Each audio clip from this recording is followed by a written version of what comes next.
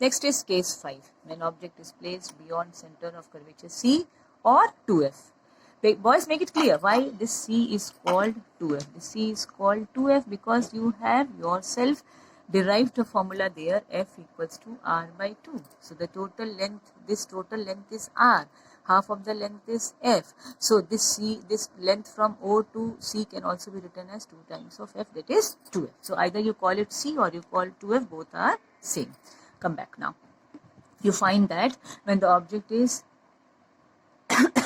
placed, beyond center of curvature C or 2F. This is the case. This is C, this is beyond. You can see the object AB.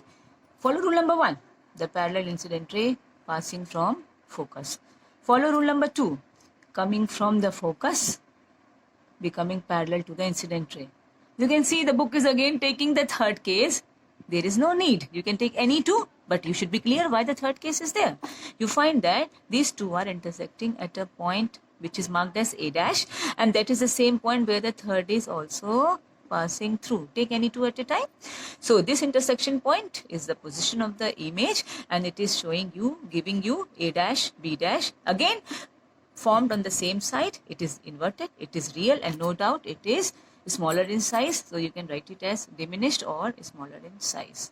I think it is very easy, very clear. And the last case is at infinity.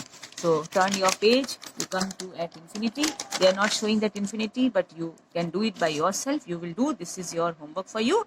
You will find that when the object is at infinity, you do it in your rough copies after you listen to the explanation part, and you see that the image is formed at focus.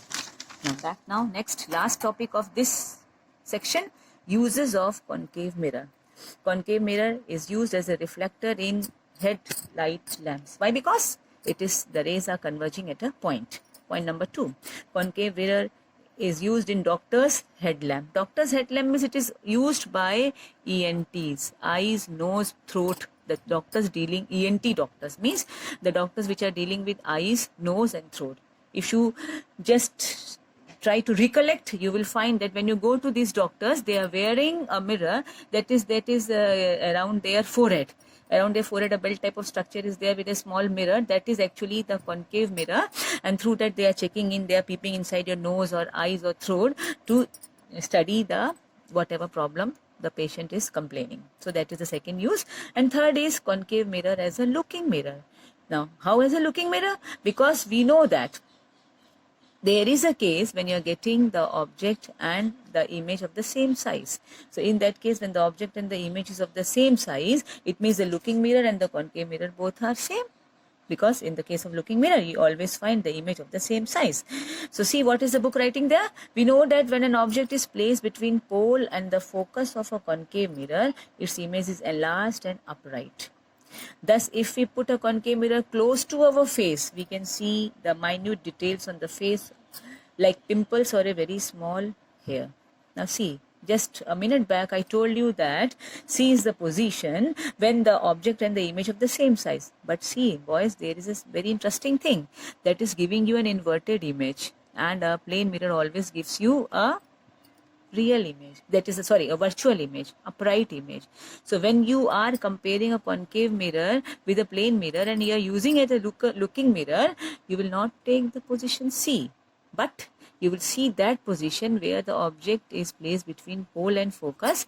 You find that you are finding the first case, that is your image is enlarged. Your image is behind the mirror like the looking mirror. Only difference is the things are more clear to you, and in that case, when you being the boys, when you are grown up now, you are in class 9th.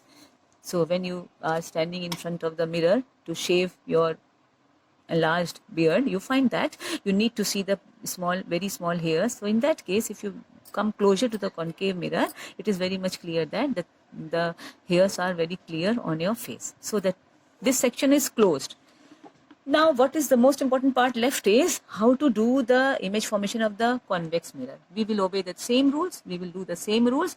We will draw the diagram and will complete the figure. That is not the part for me to explain, but that is your part of the homework. You will do it when you practice it in your rough copies. Come to the question part now.